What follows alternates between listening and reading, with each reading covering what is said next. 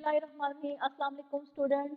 Now I will start our lesson which is about how to separate mixture. Okay, how to separate substances from the mixture which is insoluble. That is, if we form a solution of chalk and water, then the chalk will not fully dissolve in the water. How we will separate this chalk from the water?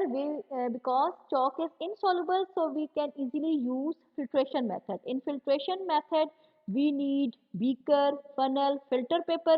Simply what you will do, you will pour the solution of chalk in the funnel, and when you first you will put the filter paper in the funnel, and then pour the liquid, then pour the solution in which chalk is present. Then what will happen?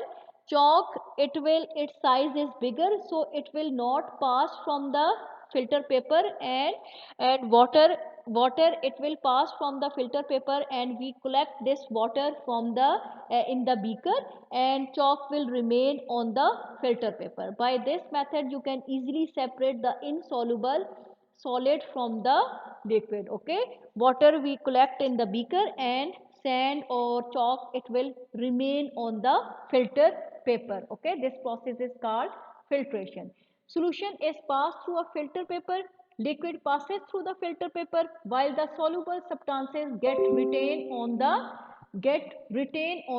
filter paper. For example, sand and water can be separated by filtration. Okay students, this is called filtration method. Okay, next method is decantation. Decantation is a fast method for separating a mixture of heavier solid and a liquid. For separating the mixture of water and sand, first we should let the sand to settle on the bottom of the container, then we pour off the water at the top into the other container. This is very easy method. You will give some time to the solution, then the heavy thing which is sand, it will settle down at the bottom, and you will easily pour the liquid to the other container. Sand will left in the first container, and you will pour the liquid in the second container. Okay, these are the method for the insoluble substances. Okay, thank you.